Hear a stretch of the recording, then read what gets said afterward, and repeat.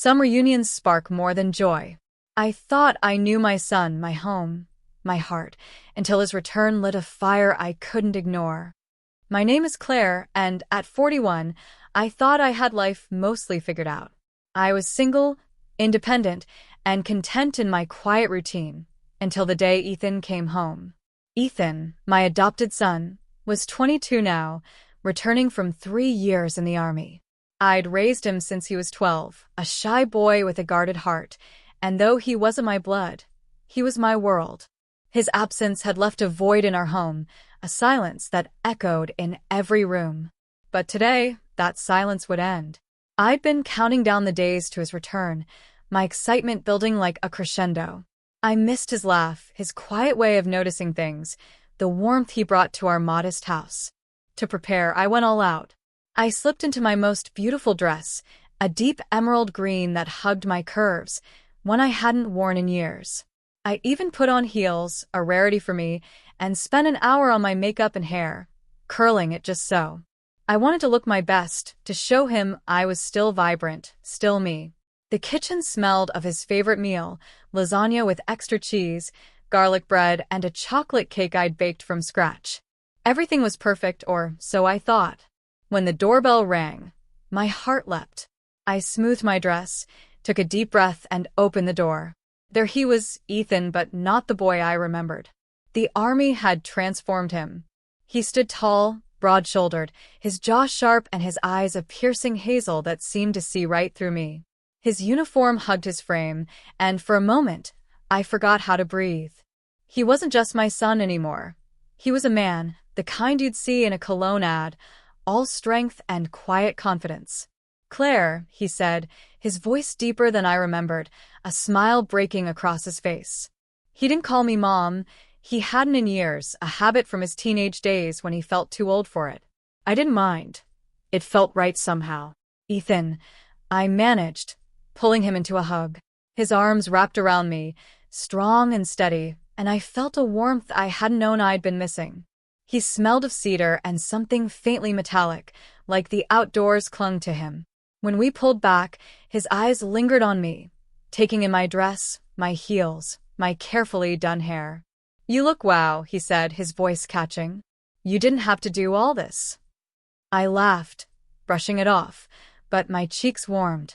"I wanted to. It's been too long." We stepped inside, and the house felt alive again.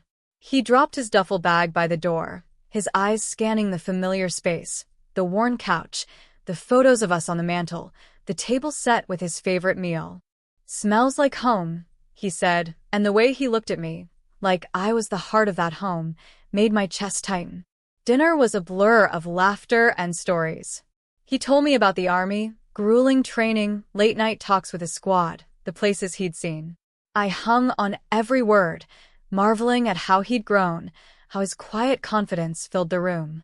I caught myself staring, noticing the way his hands moved when he talked, the faint scar above his eyebrow, the way his smile softened when he looked at me. And he noticed me, too.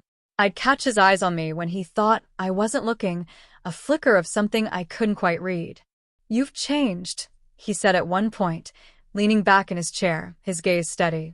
"You're different. More yourself, maybe." I blushed, tucking a strand of hair behind my ear. 3 years is a long time," I said. "I've had to figure things out on my own." He nodded, his expression serious.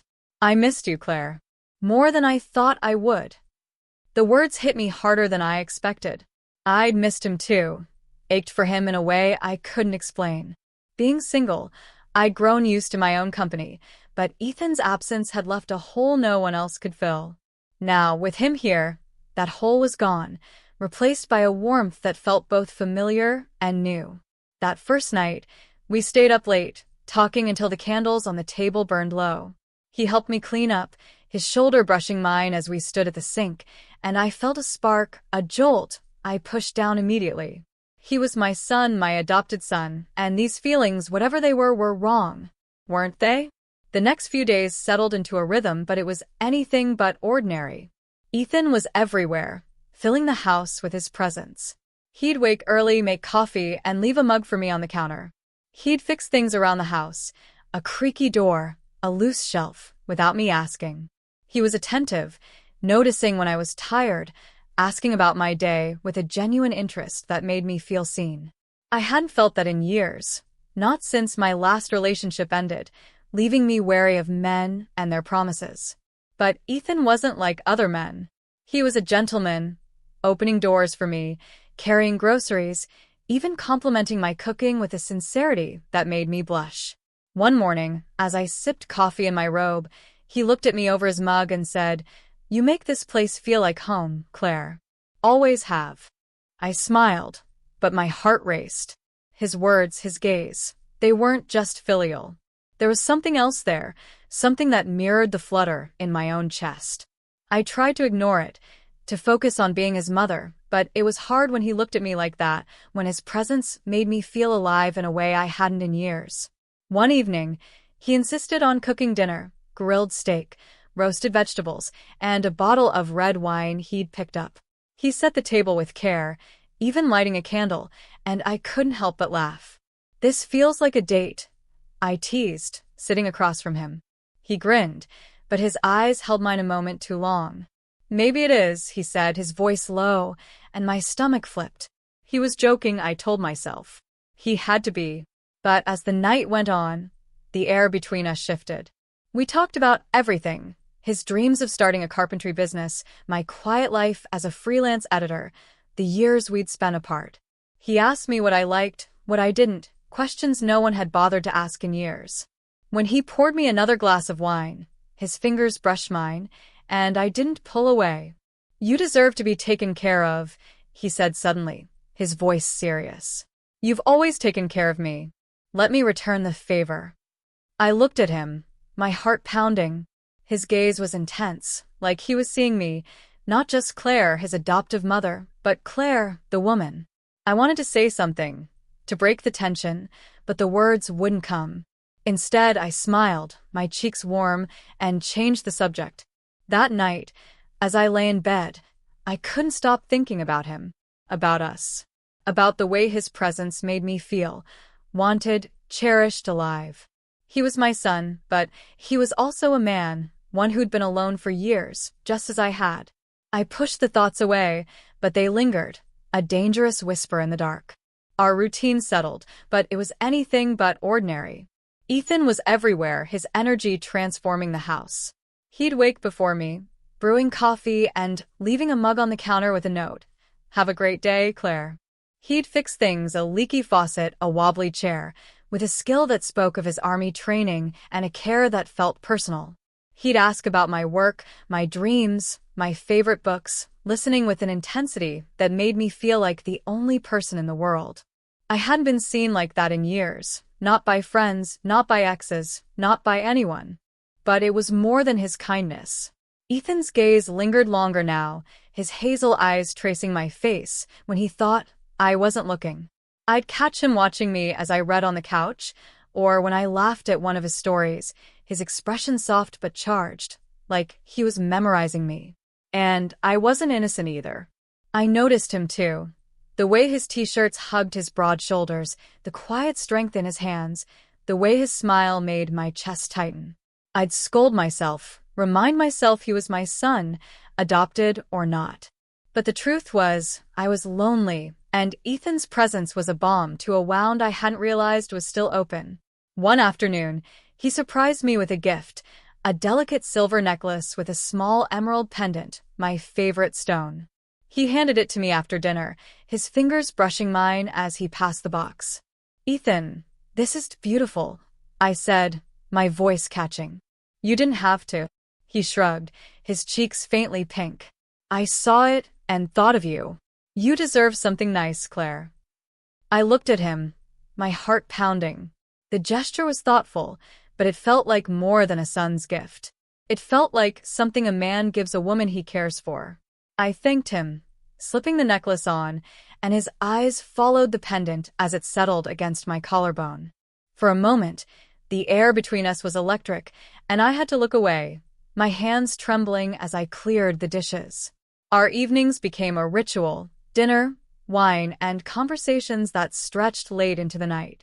Ethan loved to cook, and he'd experiment with recipes, pairing them with wines he'd researched. One night, he made a creamy mushroom risotto, the table set with candles and soft music playing in the background. I teased him, saying it felt like a restaurant, but his response caught me off guard. "Maybe I just want to impress you," he said, his voice low, a half-smile on his lips. I laughed, but my stomach flipped. Was he flirting? I told myself I was imagining it, that he was just being playful.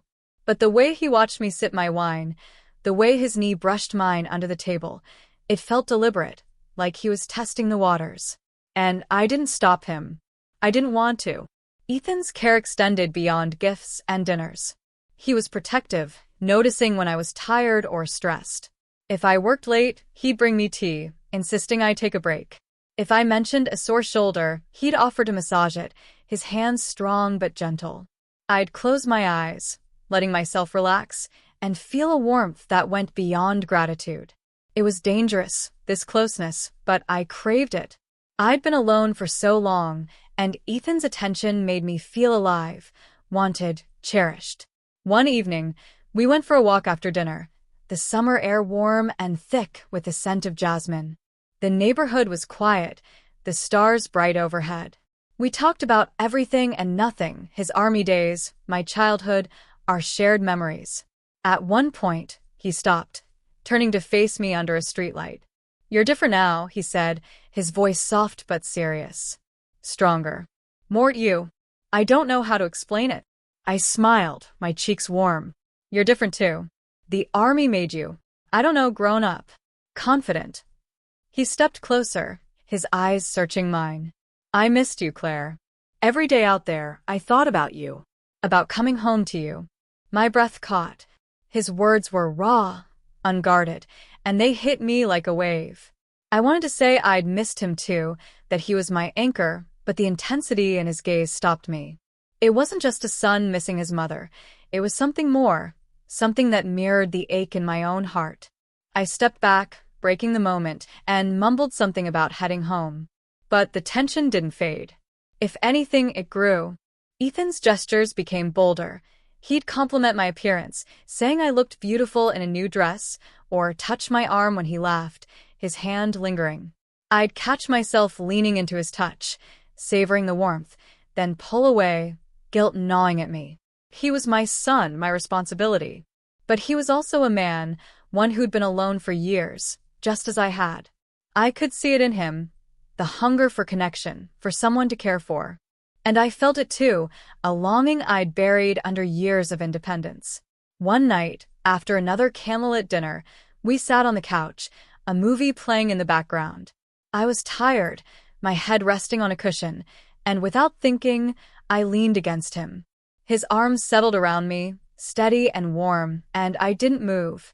The room was quiet, the air heavy with unspoken words. His fingers brushed my shoulder, a gentle, deliberate touch, and my heart raced. "Claire," he said, his voice barely above a whisper. "You mean everything to me." I turned to look at him, his face close, his eyes locked on mine. There was no mistaking it now. The love in his gaze wasn't just filial. It was deep, raw, and it mirrored the feelings I'd been fighting. I should have pulled away, should have set a boundary. But I didn't. I stayed, caught in the pull of his presence, the warmth of his touch. I don't know what this is," I said finally, my voice trembling. "But it scares me." He nodded, his expression soft but resolute. "Me too. But I'm not going anywhere." We didn't say more, didn't need to. The moment was enough, a silent acknowledgement of something growing between us, something we couldn't ignore. As I went to bed that night, my mind raced. Ethan was my son, but he was also a man, one who saw me in a way no one else did. And I saw him too, not just as the boy I'd raised, but as someone who made me feel whole. The guilt was there, a constant shadow, but so was the truth.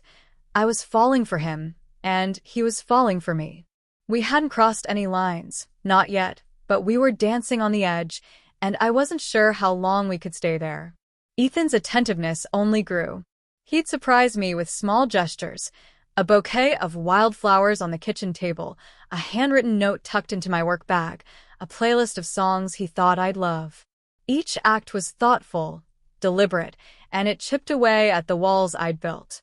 He wasn't just playing the role of a son, he was courting me, treating me like a woman he cherished. And I let him. I craved the way he made me feel, seen, valued, alive in a way I hadn't been in years. Our evenings were our sanctuary. We'd cook together, his hands brushing mine as we chopped vegetables, or sit on the porch with wine, talking about everything from his army days to my dreams of traveling. His questions were intimate, probing, what made me happy, what scared me, what I wanted from life. No one had ever asked me those things, not with such genuine care. And when I answered, he listened, his hazel eyes locked on mine, like my words were the only thing that mattered.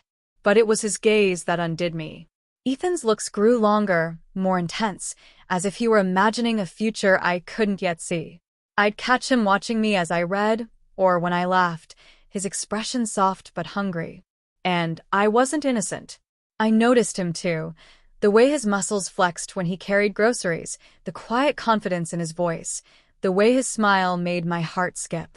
I'd scold myself, remind myself he was my son, adopted or not, but the truth was undeniable.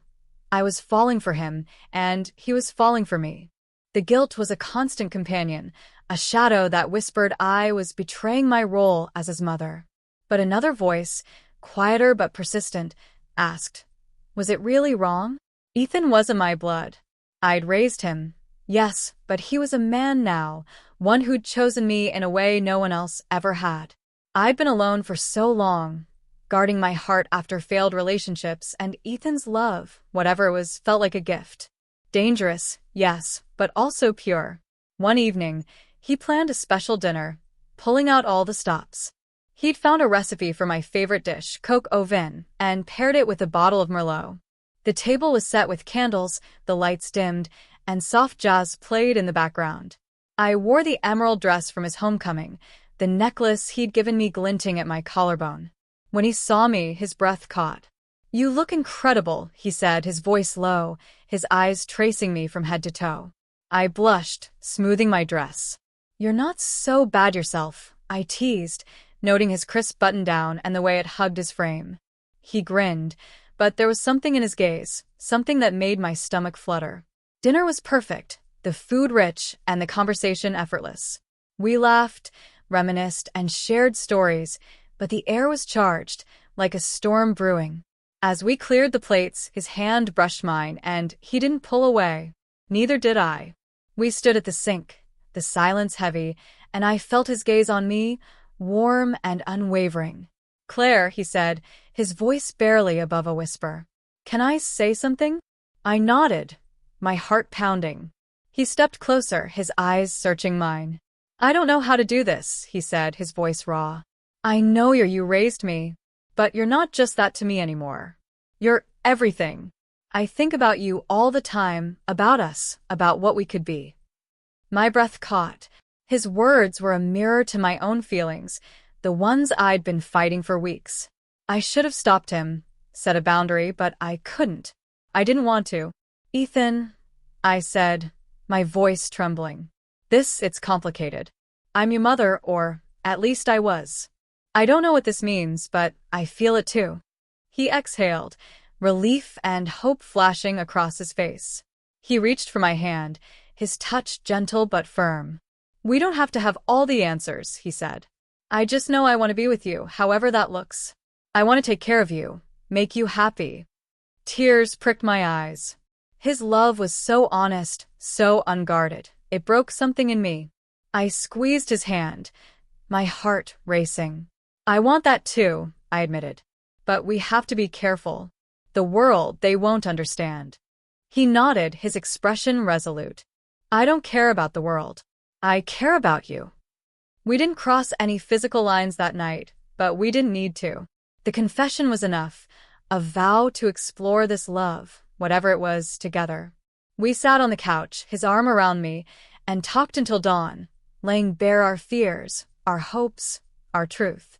It wasn't about passion or forbidden desire. It was about connection, about two people who'd found each other in a lonely world. The weeks that followed were a new chapter.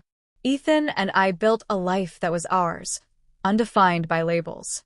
To the outside world, I was his mother and he was my son, and that was enough.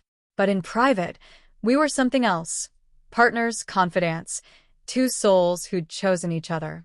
He'd hold my hand as we watched movies, cook me breakfast on weekends, surprise me with small gifts, a book I'd mentioned, a scarf in my favorite color.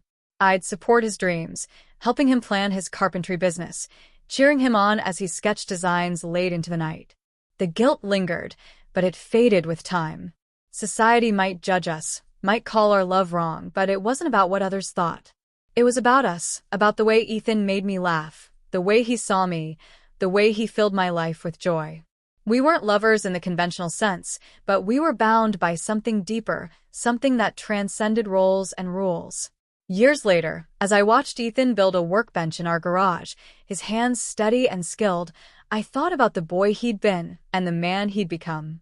He'd given me a home, not just in our house, but in his heart. And I'd given him the same. We'd faced the world's whispers, the raised eyebrows, but we'd done it together, our love a quiet rebellion against convention. I don't know what the future holds. Maybe we'll always be a question mark, a love that doesn't fit neatly into boxes. But as I look at Ethan, at the life we've carved out, I know one thing. Love doesn't need labels to be real. It just needs two people willing to fight for it. And we are. So, what do you think? Can love ever be wrong if it's true? Drop your thoughts in the comments, and don't forget to like and subscribe for more stories that challenge the heart.